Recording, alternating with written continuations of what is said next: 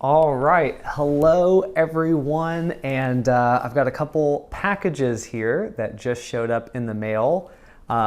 They are from Japan, so I think we know what could be inside, but I wanted to go ahead and open these together and kind of take a look at what we've got and something that will be coming up for the channel. So I have my trusty box cutter, and I think what we will do is we got to go for the big one first, right? Big one is always the best one, I think. So let's open this up here. I always get super excited, and I feel like the boxes that come from Japan always have something, tantalizing inside. I'm gonna cut right through the package. Without further ado, let's get in here. We have a lot of bubble wrap. These things usually do, which is great. Awesome sign that you're dealing with a good seller is that they have a lot of bubble wrap, especially when you're sending something overseas. Oh, it's heavy. Woo. Trying not to drop it. Okay, so we have whoop, there is something else in there. We have big bubble wrap and we have little bubble wrap. Throw this out of here. So here it is. Here's the big thing. Let's open the little thing first.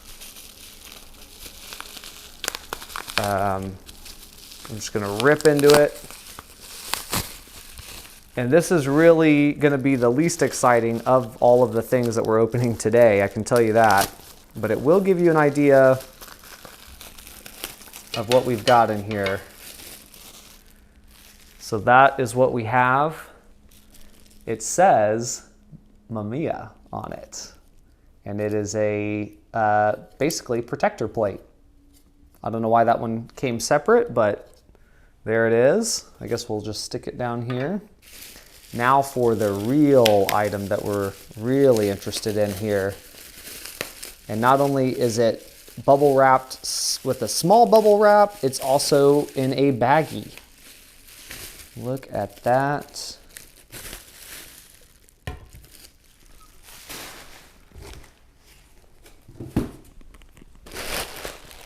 I also love reusing any kind of bubble wrap and boxes that I get because I also sometimes have cameras that I want to sell, and they make a great way to package them up for free.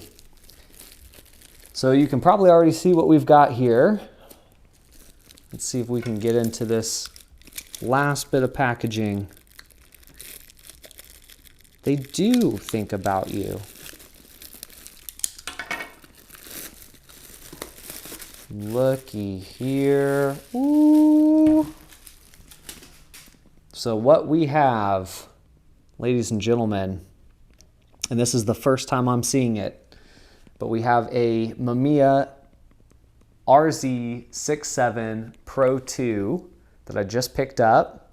I have been shooting on the Mamiya 645 Pro, which I absolutely love, and I adore that camera. I will not be getting rid of that camera for any of you who've watched this channel already.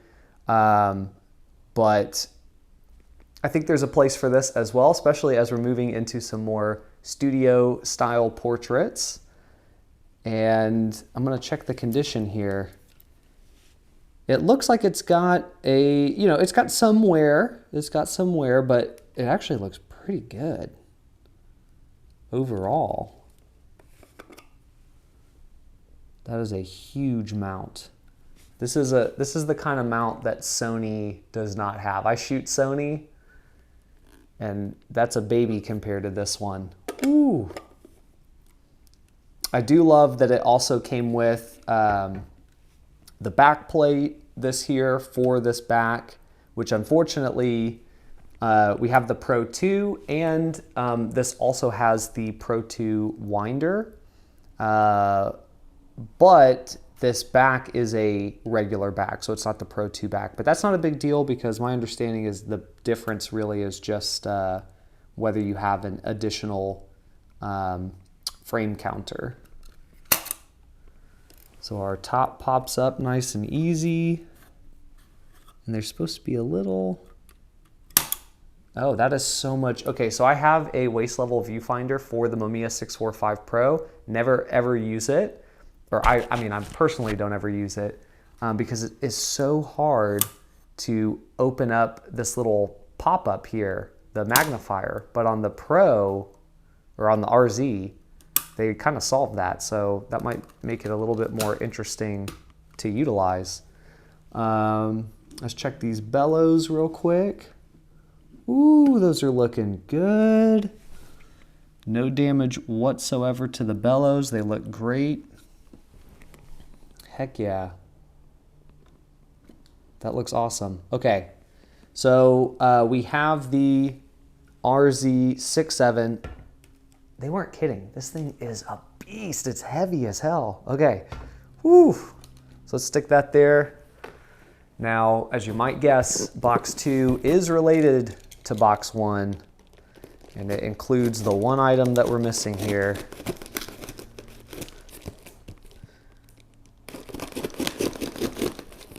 And once again, they just put it right across the top. I mean, I guess I could open it from the bottom, but whatever. We're already committed. We're just gonna rip right through it.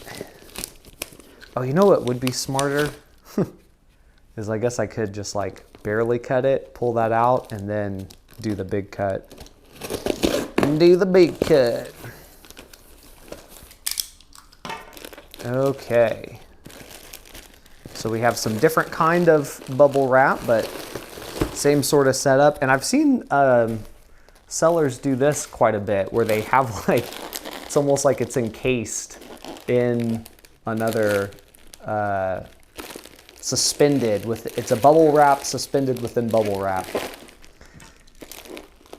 Easy enough for me to say. I wonder how therapeutic, or I mean maybe not, but I wonder if it's therapeutic to wrap all these up.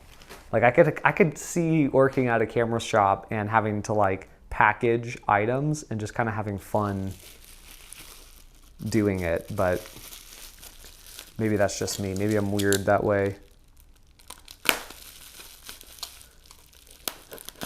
Making sure they're nice and full of wrapping so that they can survive their journey across oceans. Okay, here we go. We're getting into it. This thing is honking. It's double wrapped. I would expect nothing less. Oh my God. I'm just gonna rip this last bubble.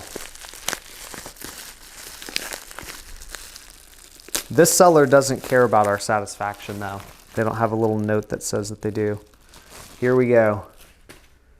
We have the Mamiya 6.4, I'm so used to saying 645. This is a Mamiya RZ lens, and it is the 150 millimeter f3.5. I will definitely be interested in trying this out because primarily I'm going to be using this camera for portraits. So I will still be using the Mamiya 645 Pro for doing my carnival shots and going out, probably still doing portraits on that one too, but the RZ is really going to be honed in as a portrait camera, and I like the range that this 150 is going to provide. It's going to be kind of probably about a 77, somewhere around there. Am I counting that right? 72 millimeter on full frame lens. And I like to shoot like 85, so this will be pretty close to it. I also know there's a 180, which would be kind of closer to 90 millimeters, so probably a little closer to what I'm looking for. But I figured I'd pick this one up and try it out first. I do like that the aperture is a little bit shallower depth of field options for this camera. So let's attach this bad boy on here.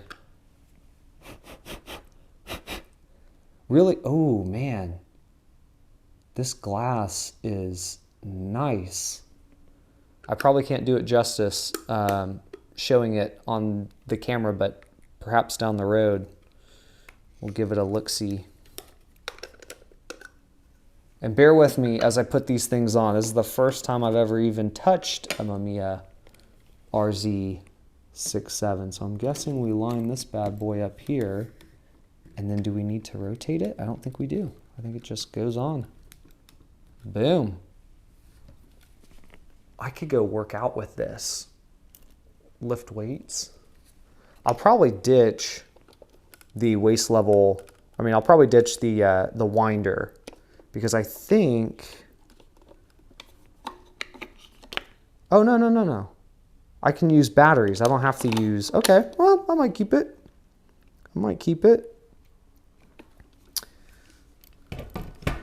Whew, that is honking though. Let's see if we can see.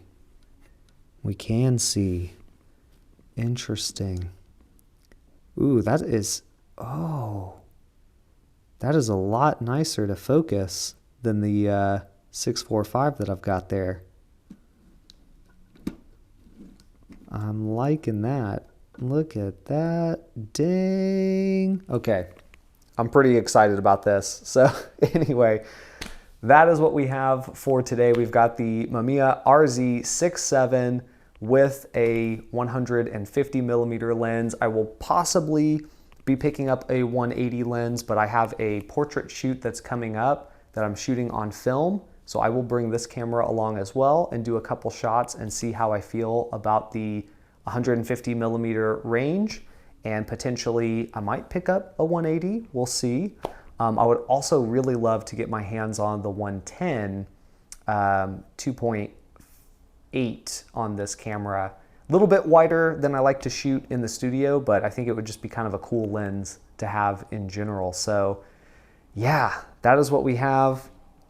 The Mamiya RZ67 Pro 2 complete kit, ready to rock and roll. And I will certainly be making some videos about this camera very soon. Also coming up, some brand new carnival shots. I am going out tonight to shoot at the carnival, and I'm gonna do some long exposures with the Mamiya 645 Pro. Hopefully I don't get kicked out, but I will update you all as far as how that goes. Otherwise, I appreciate you hanging out, and I'll see you in the next one.